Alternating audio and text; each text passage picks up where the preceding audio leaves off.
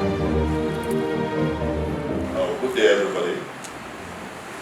With great humility, I stand before you today to present my administration's draft estimate for 2021 fiscal year. Mr. Speaker, honorable lawmakers, 2020 has been the world's most difficult year in living memory. Like a bolt from the blue, the COVID-19 pandemic has hammered the world into a shape that we are all trying to figure out. The global economy is experiencing rising negative growth rates in the first 3 quarters of 2020 fiscal year than anticipated. This is as a result of the lockdown of the global economy caused by the COVID-19 pandemic, which experts predict will possibly lead to a recession worse than the Great Depression of 1939. The International Monetary Fund is currently projecting a negative growth of 4.9% contraction in global GDP for 2020 fiscal year.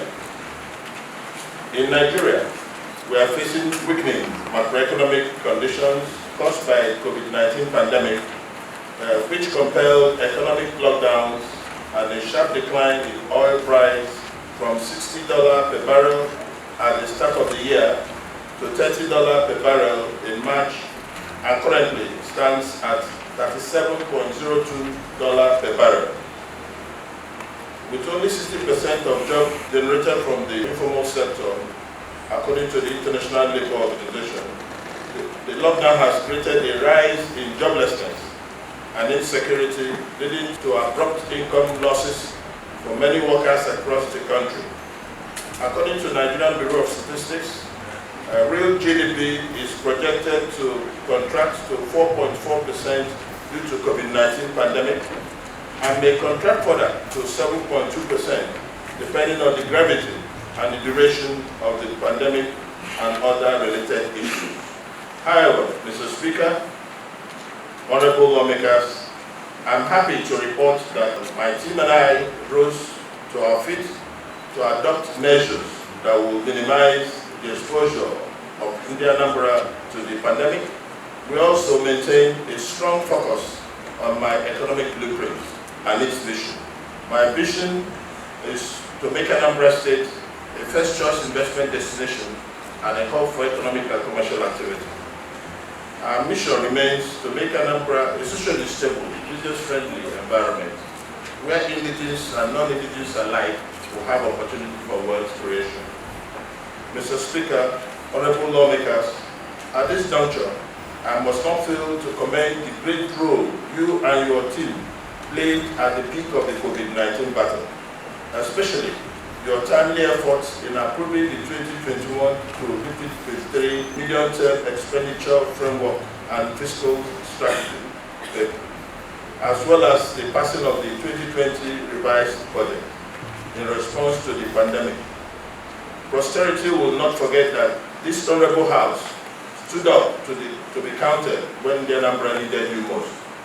I must not fail to commend the good people of Anambra State who rose in large numbers to act out the creed of our great party, Naira, during the peak of the war against COVID-19 by contributing funds and distributing palliatives to various communities to cushion the effects of the lockdown on the people and hence save them from hunger and starvation. Through our noble interventions, so many of our brothers and sisters were given a chance to survive the hardships imposed by a pandemic.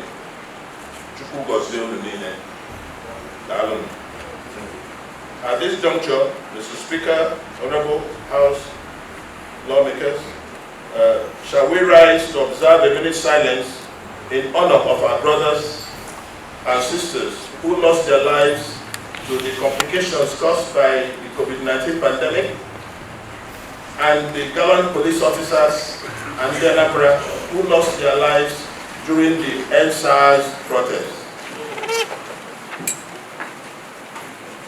May their souls and souls of the faithful departed, through the mercy of the Lord, rest in perfect peace. Amen.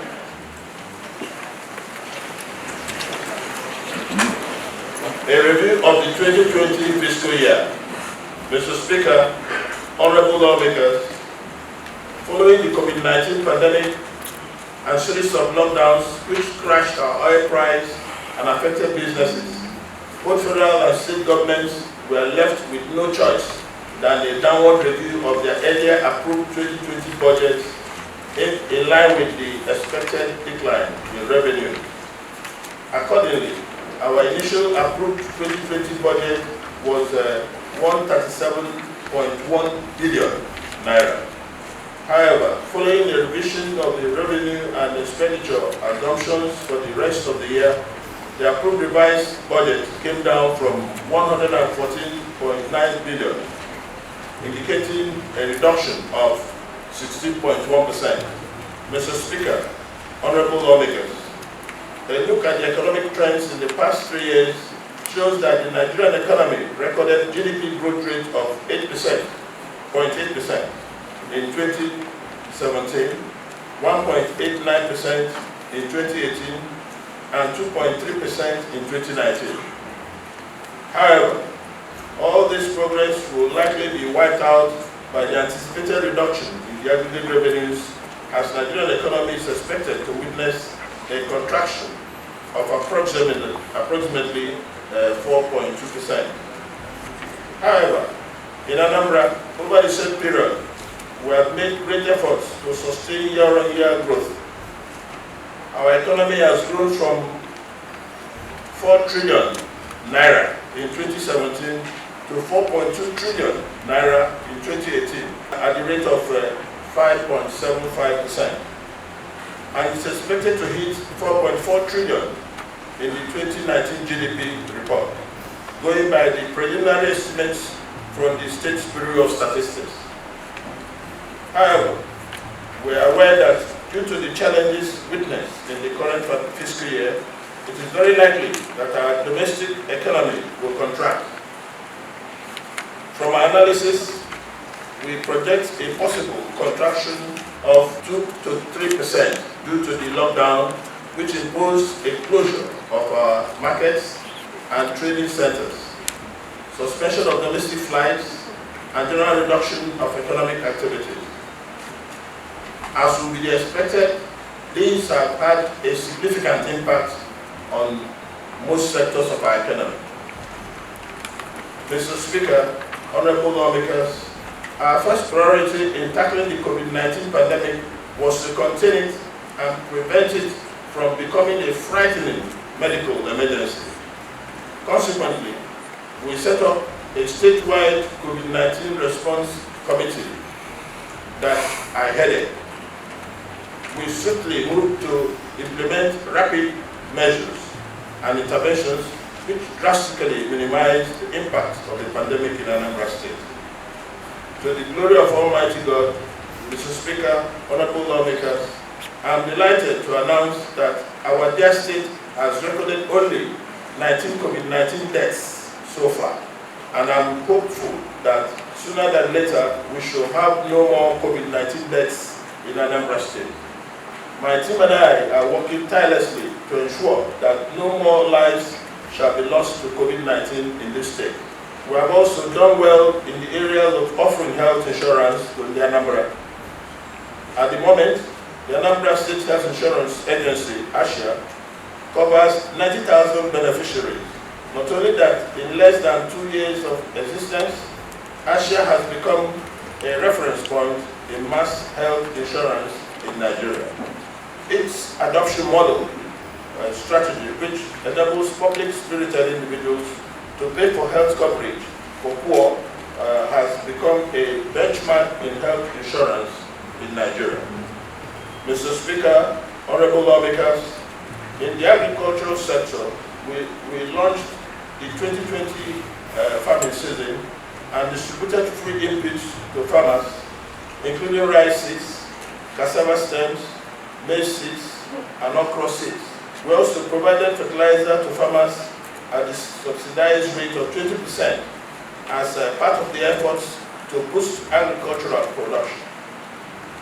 We collaborated with some partners, NESAL, SMIDAN, CBN, to empower farmers and build their capacity.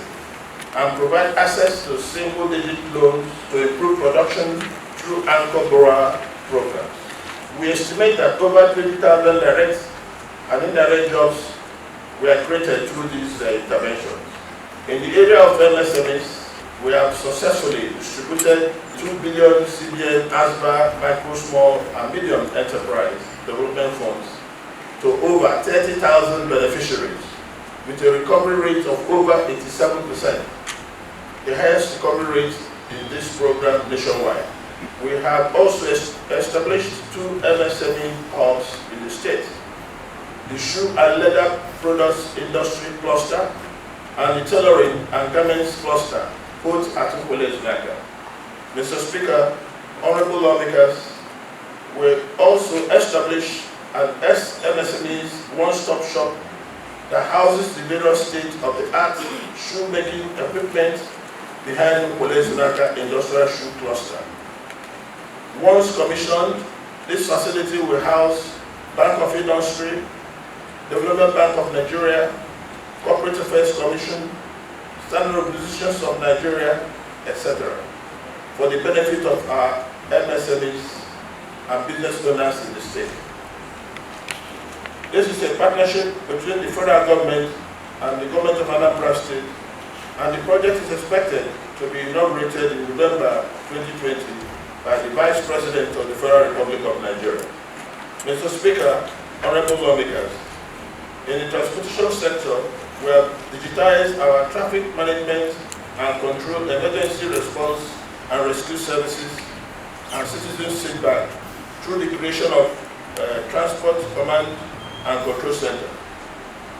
Our TCCC has the capability of monitoring, coordinating, and controlling road traffic and transport activities in the state, as well as enabling prompt response to traffic relocks, accidents, emergencies, and other road incidents on a 24-hour basis. I'm extremely delighted to report that we have pushed our internally generated revenue from a monthly figure of 1.2 billion to approximately 1.7 billion in 2019. We are on course of achieving 2 billion monthly before the onset of COVID-19 pandemic. To cushion the effects of the lockdowns on the Anambra, we launched a tax relief package. All traders and business owners were advised to claim back 10% of their total income taxes they paid during the preceding year. Also, during the year, we grew our taxpayers' database by enforcing mandatory registration of Anambra Social Service identification as a prerequisite for any service provided by the state. Legacy projects. Mr. Speaker, honorable lawmakers, I am happy to report that work has reached advanced stage on the Anambra International Airport project, Umwe. It is a tribute to the character and strength of my administration that we have remained focused on the project. Not even COVID-19 pandemic would hold us down. I have received repeated assurances from the contractors on the project that the airport shall be operational in the coming fiscal year. Upon completion, this project will transform the socio-economic landscape of our dear state. We have also received similar assurances on the International Conference Center and the Oka City Stadium projects. These are not only some of the outstanding legacy projects of my administration, but also great initiatives that will change the physical and economical landscape of our dear state. All projects shall be delivered on schedule. Mr. Speaker, honorable lawmakers, our unaudited half-year account as at June 30, 2020 are sold. Despite the disruption caused by the COVID-19 pandemic, we achieved a recurrent expenditure half-year budget performance rate of approximately 49.5%, while our capital expenditure half-year budget performance stood at to approximately 45.8%. This led to an aggregate half-year budget performance of 47.2%. However, with the restart of the economy and the return to normalcy witnessed in the latter periods of the current year, I expect our overall budget performance to improve to approximately 80% by the end of this fiscal year. Fiscal year 2021 budget envelope. Mr. Speaker, Honorable Lawmakers, for the 2021 fiscal year, we are proposing a budget size of 143.65 billion naira. This budget is based on realistic projections of all sources of revenue, both external and internal, taking into consideration the state's revenue and expenditure trend. While recurrent expenditure is projected to go 39.5% of the total budget size, translating to 56.77 billion naira. The remaining 60.5%, which translates to 86.88 billion naira, is for capital expenditure. This is expected to drive the 2021 budget theme of economic recovery and consolidation. This budget will help sustain our past performance and ensure that we maintain our status as a hub for business and a destination for new investments. Basis and assumptions for the draft financial year 2021 budget estimates. We adopted the following macroeconomic assumptions for the budget estimates. A crude oil benchmark price of $35 per barrel, and an average daily production of 1.86 million barrels, translating to a projected annual FAC of 46.7 billion naira, as against the 2020 revised figure of 34.4 billion naira. Value-added tax revenue projection is spent at 20.8 billion annually, which is a 10% increase from the 2020 figure of 18 billion. Internally generated revenue is projected at 3.04 billion monthly and 36.6 billion naira annually for 2021, compared to the revised actual run rate of 1.16 billion naira monthly and 13.96 billion annually. We plan to achieve this by optimizing our IGR windows through the automation, as well as strengthening our enforcement initiatives and sustaining the growth of our tax database. We will not increase taxes or levies in the coming year. Capital receipts, including grants and other FAC transfers, counterpart funds, aids, and concessionary funding, are estimated at 20.9 billion naira. Personnel costs are estimated at 1.47 billion naira monthly, which is about 17.6 billion naira for the year. This figure will ensure that new hires are accommodated into the civil service, including the replacements of the retired teachers and staff promotions. Total overheads are estimated at 19 billion naira monthly and 22.9 billion naira for 2021, as against 21.3 billion naira for the 2020 revised figure. While social benefits and contributions, including pensions, gratuities, group life insurance, and loan repayments, are projected at 16.2 billion naira for the fiscal year 2021.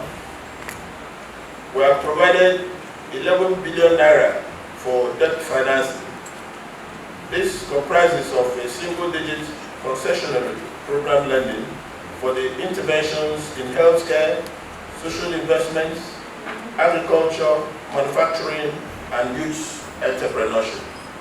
Highlights of our social sectoral capital plan: roads and infrastructure.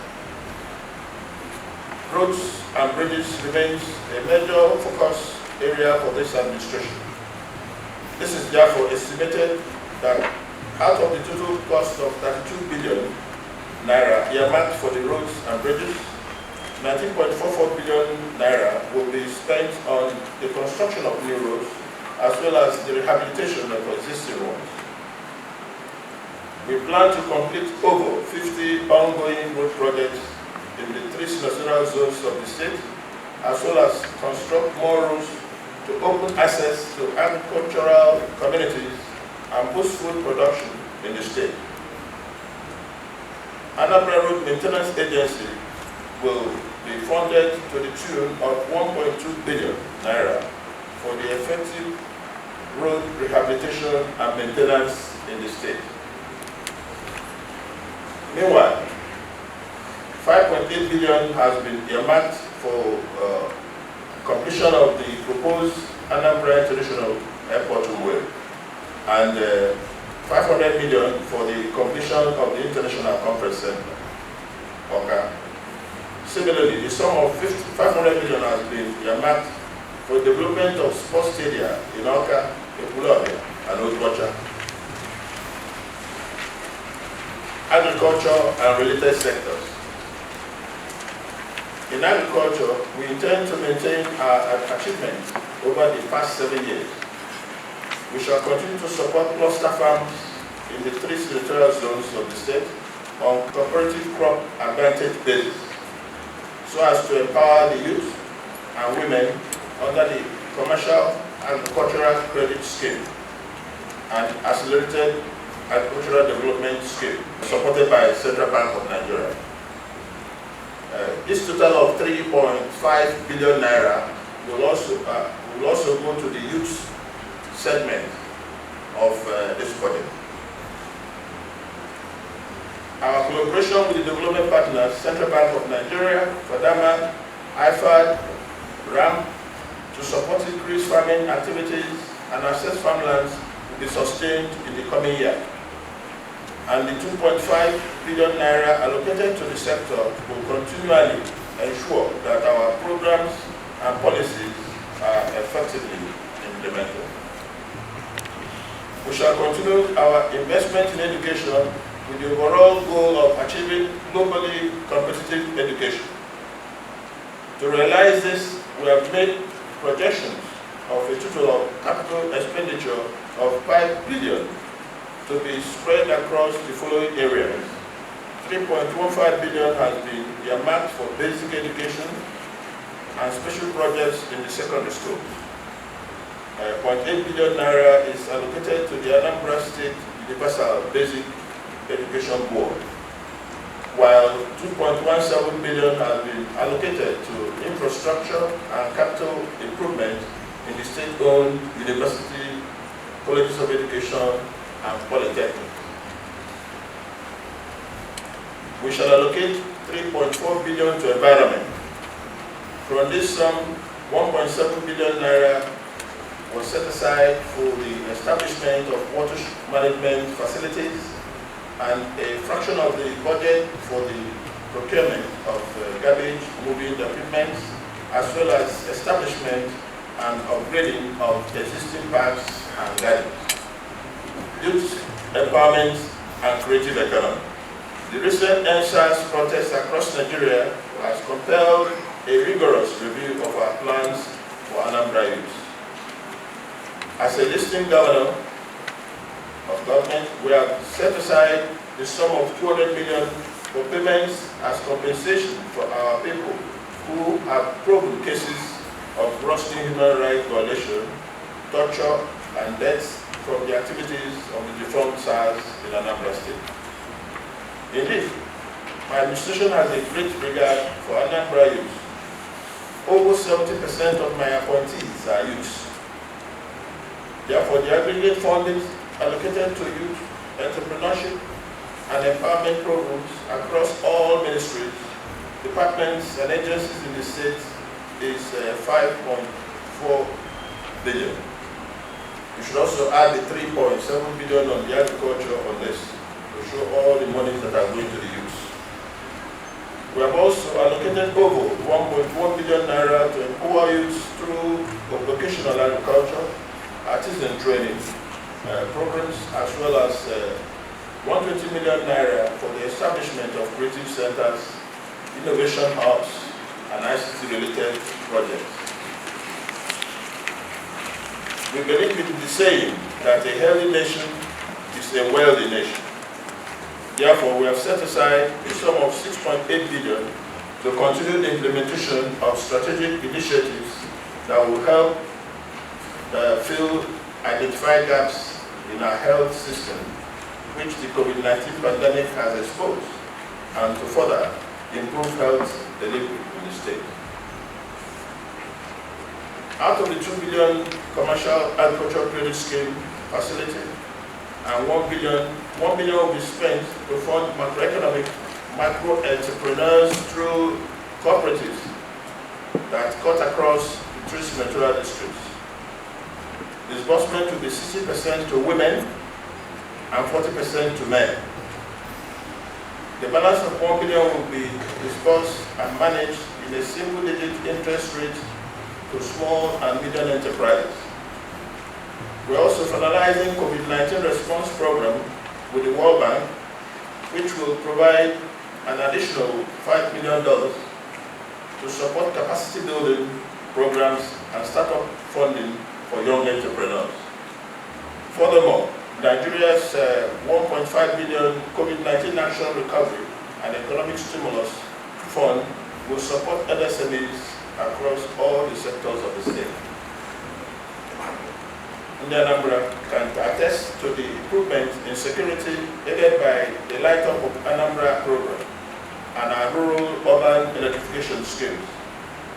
As a result, we have earmarked an additional budget of 3.77 billion naira to sustain the program, as well as other water and sanitation programs across the state.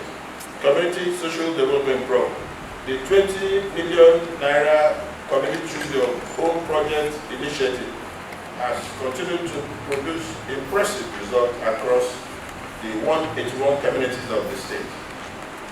Therefore, we have allocated 1.1 billion to communities that have completed the second phase of the project to enable them commence the third phase. It is also heartwarming to report that the Community Social Development Agency, CSDA, with the support of the World Bank, has started delivering critical amenities to poor and vulnerable communities. Disability and inclusion programs. We have transformed persons living in disabilities to subjects of rights and no longer objects of charity. Our desire to help the persons living with disabilities in a manner that preserve their self-respect by empowering them to do for themselves those things people do for them. Mr. Speaker, honorable lawmakers, this budget seeks to ensure a new watershed in the development aspirations of Anambra State. We hope, therefore, that it will be given a speedy consideration and passage to ensure a sustained and steady advancement of our dear state. Thank you, Mr. Speaker, honorable House members. Long live Anambra State. Long live the Federal Republic of Nigeria.